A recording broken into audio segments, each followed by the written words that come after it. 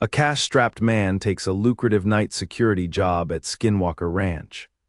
What starts as a quiet shift becomes a week of escalating, impossible events that culminate in a brutal confrontation with a shape-shifting predator.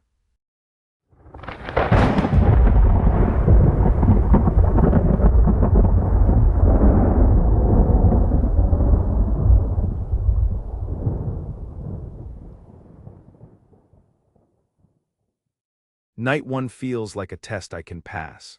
I sit in the security office with the heat low and 3 monitors glowing blue.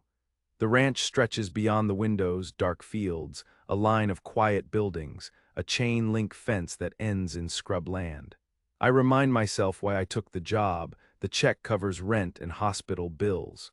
The pay is obscene for nights alone. The hiring manager left me the keys and a one-page list. Walk perimeter, log disturbances, call if you see major threats. I watch the feeds and drink bad coffee. At one point a shape flickers on monitor 2, a shadow across the feed like a curtain brushing a camera lens. It feels thin enough to ignore, so I rewind the footage and see the blur again, dark, quick, no form. I get up and walk outside. The gravel is cold under my boots. I methodically check the building by the cameras. Nothing. No footprints, no broken branches, only my breath steaming in the air. Back at the monitors, the shadow returns, moving across 3 cameras in seconds. It's not on any of the checkpoints I checked. I switch feeds, tap the screen, the image is there and gone. A sharp draft moves through the room like someone opened a door, but every door is locked. My skin tightens. I lock the office and sit. I make a note. Shadow on cam 2-4, possible tech error. I sign the log with a hand that's suddenly too steady. The silence at the ranch feels deliberate, like someone holding their breath. I tell myself I'm fine and keep watching. The monitors show shadows, nothing is present when I check. I'm fine, I say out loud, the words are small. I lock the door behind me and check the log one more time before I leave. Morning light is thin and hard when I come back after a few hours sleep at a motel down the highway. I expect the desk to be exactly as I left it, stale coffee cup, emptied ashtray, the same dull stack of forms. The desk is tidy. There's a single sealed envelope on top of my shift log, no return address, no name. The seal is a strip of tape, closed properly. I pick it up and feel the paper tremble. I slide my finger under the flap and find it empty. The inside smells faintly of wood smoke and field dirt. A line of dust on the desk shows no other movement. If someone had come in, there would be prints. The security pad shows a clean log, no entries for the time I was away. I stand in the office and feel watched. It presses behind my eyes. I set the envelope in a drawer and lock it. I call the numbers left for me, no answer. I try the manager's phone, it goes straight to voicemail. "You okay?" I say into the room. Silence is the answer. I leave the office and make a deliberate walk around the building as if someone could still be there. The fence looks ordinary. The animals are quiet. By noon, I convince myself it was a prank or an odd maintenance crew drop. I tape a note over the envelope, found. I leave it on the desk, but I cannot shake the soft pressure of being observed. Unexplained envelope appeared, feeling of being watched remains. Night 2 starts with bad coffee and a new determination. I tell myself the envelope was nothing. I walk the same routes, check the same gates. The night is clear and sharp. I keep my flashlight close and the radio on low volume. I log every check like a metronome. Around midnight, I'm walking the gravel road beside the storage shed when I hear footsteps behind me, close, precise, exactly matching my pace. I stop, the noise stops. I move again, they move. At first I think a worker is late, a contractor making a run. I call, "Hello." My voice sounds small in the open. No reply. I cut the torch across the dirt and peer into the shadowed corners by the fence. Nothing. I duck beside an old pickup to see if someone is hiding. The noises come again, right at my shoulder, a breath of sound that feels like a footfall without a body. Panic creeps up my spine. I walk faster and the echo matches my steps, falling into step like an obedient shadow. I spin and shine the light into the dark. There is nothing to catch. I take a different path. The footsteps reroute and find me on the path I avoided. By the time I reach the office, my hands are shaking.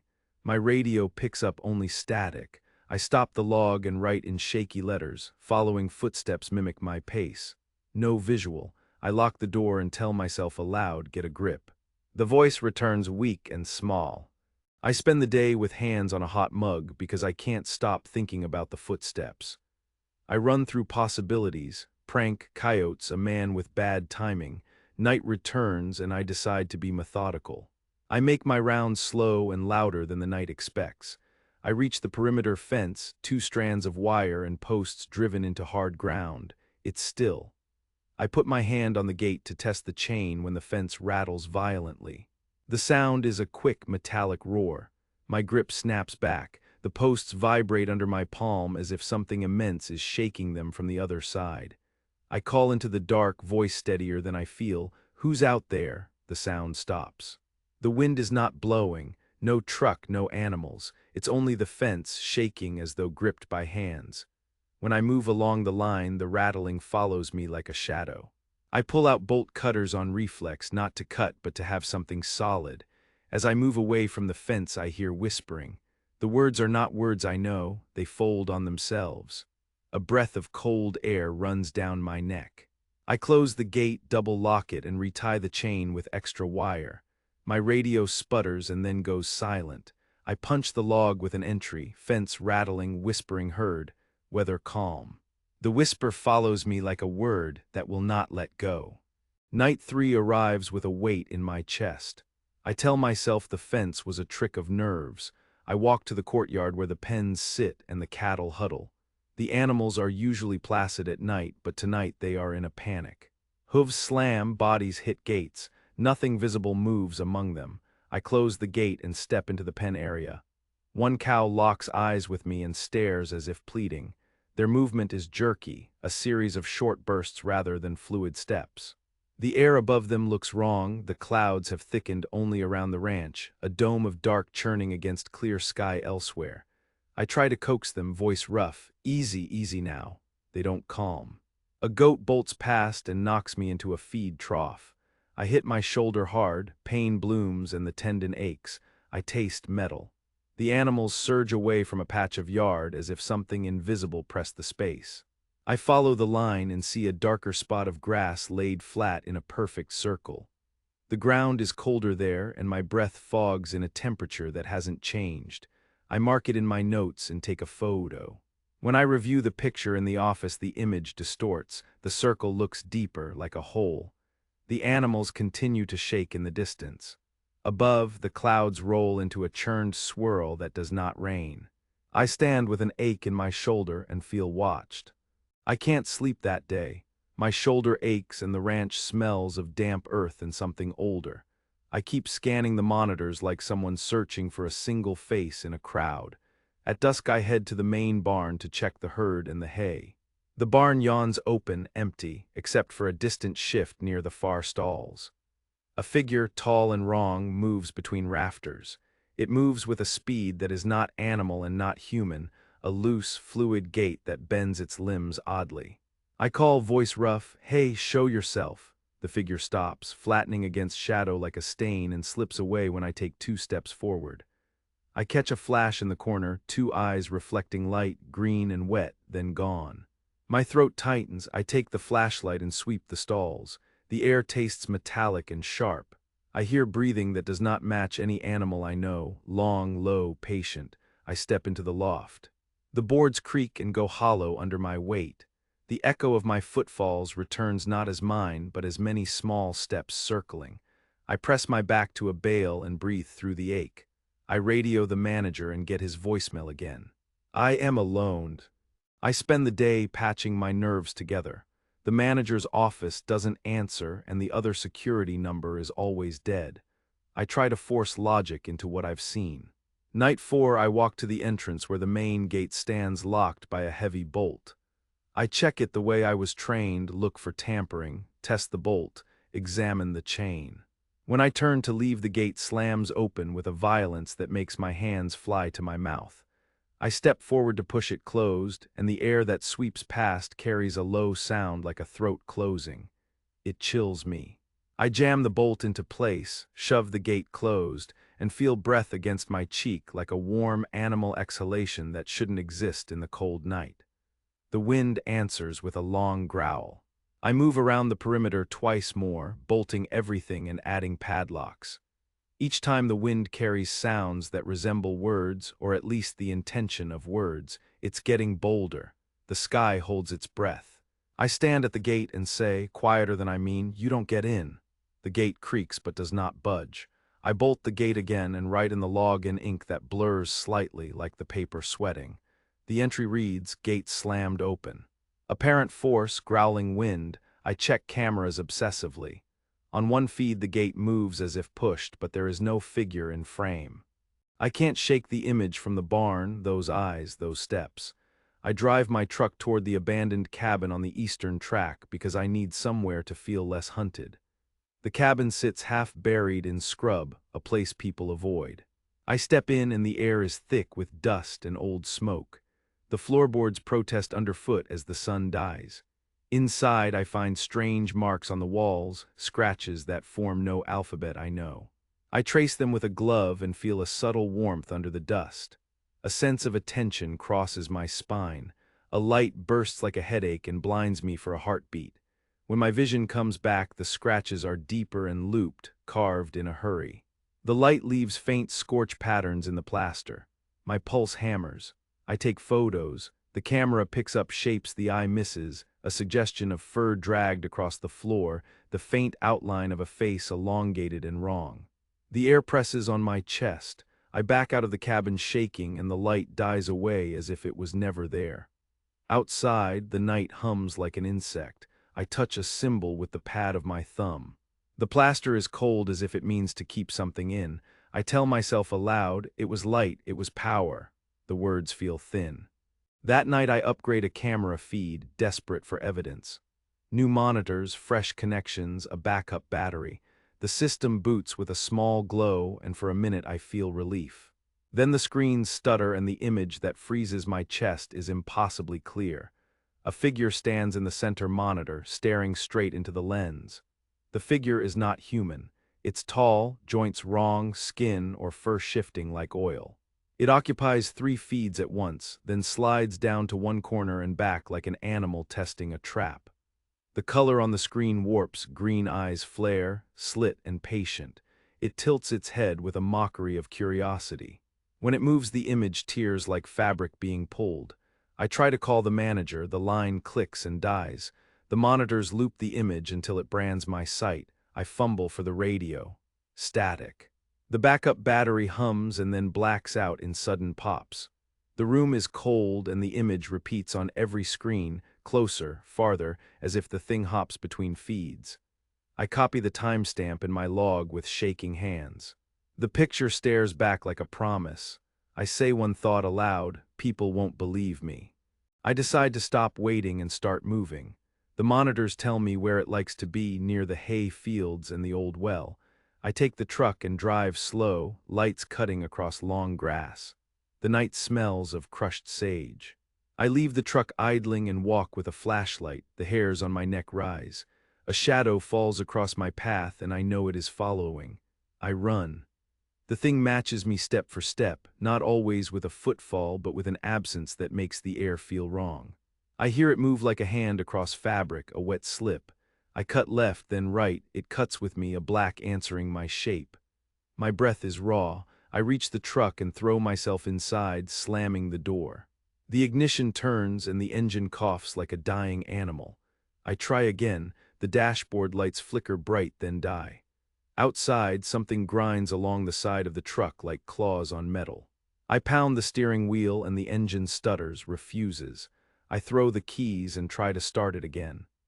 The truck finally catches with a cough and a hiss, and when I peel out, the lights pick up a figure in my side mirror matching my every move. I floor it, the engine shrieks. The image in the mirror is still there, close and patient.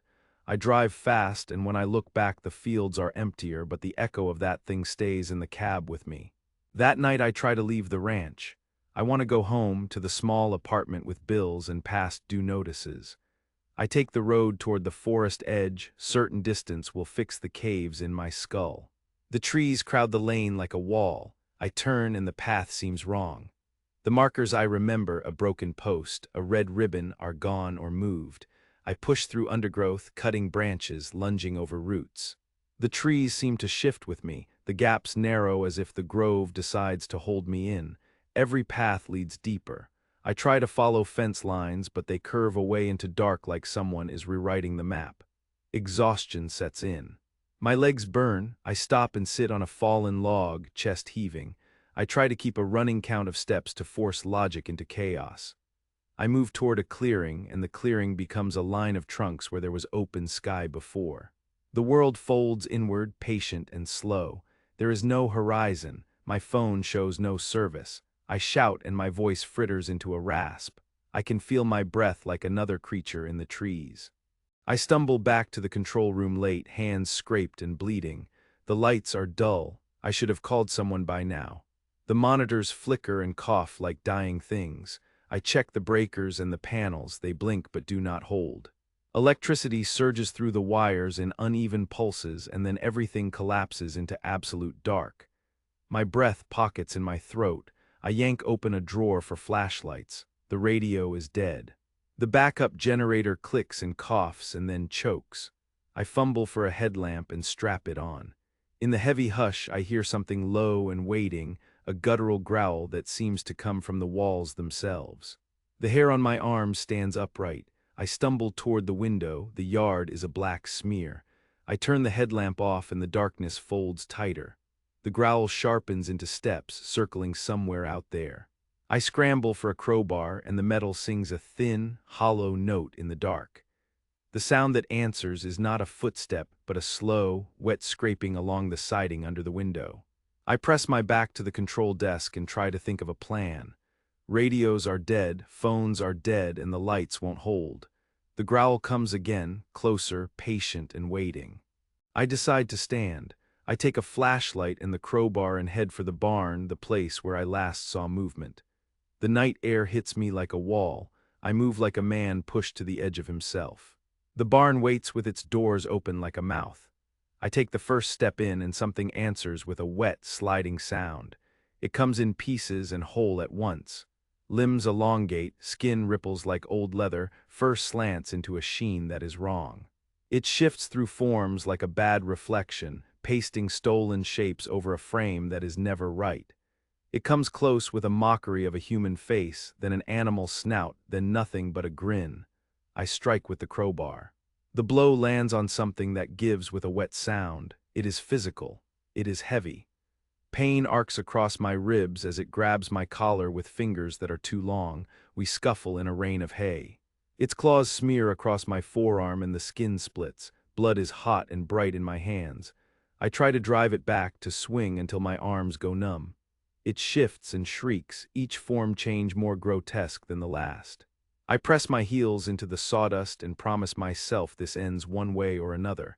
I radio again and get nothing. The barn smells of metal and breath.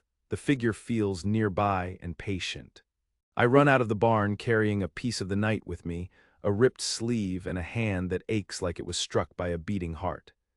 The creature follows, slipping along the fence line, hunting my rhythm.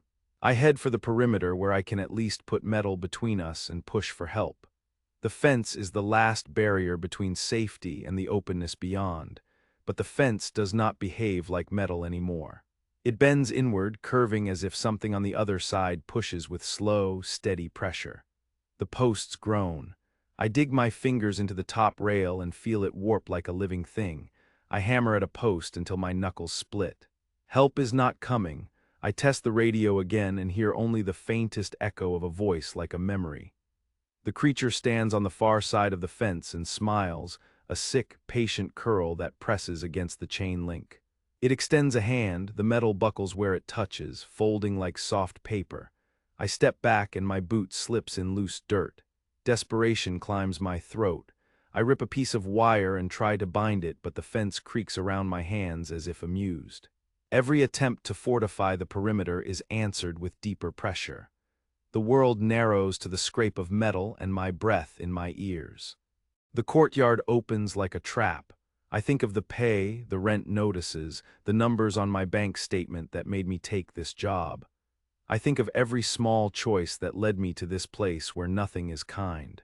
The storm comes fast, not rain, but a torn wash of dust and feathered debris that erases distance. I cannot see 5 feet in front of my face. I try to make myself small and slip between a stack of crates. The storm seems to have intelligence. It pushes and guides, shaping lanes and corrals that lead me where it wants. I shout. My voice is chopped by the wind. Somewhere the thing laughs or cries, it's impossible to tell, and the sound bounces like pebbles across a dry bed. My ribs burn from the run and my wounds pulse with emotion. I run toward what I hope is the gate. The storm hides the fence and erases the horizon. When I stumble into open ground, the creature waits where the courtyard should be clear. It stands taller now, all wrong proportions, a mockery of a man. The chain link behind it is twisted inward, a crescent that points like a warning. The wind lifts debris and the creature catches a scrap of fabric, touching it like a man smelling a lost memory. I swing the crowbar with everything left. The bar connects with a wet, resisting sound. The shape shrieks and folds into something smaller and quicker. For a breath I imagine the truck, the lights, the road. For another I imagine the payday and my landlord's face. The creature moves and the courtyard rearranges around us until there is nowhere left to go. I feel cold teeth at my shoulder, a small hot bite meant to mark ownership rather than quick killing. I hit until my arms give. I bite down on my lip until the taste is iron. It claws another strip into my skin and pulls something that feels like an old name from my chest. The cold settles behind my eyes and a new weight presses down. I make one final clawing movement toward the gate and the thing laughs a thin, hungry sound. The storm eats the noise. I fall to my knees. There will be no neat ending, no headline to tidy this. I think of the envelope on my desk and the money that kept my lights on while I watched monitors. I think of how many people wanted the rent paid more than my fingers. I should have left. I should have walked away when the shadow first showed on the monitor. I let it in. I died.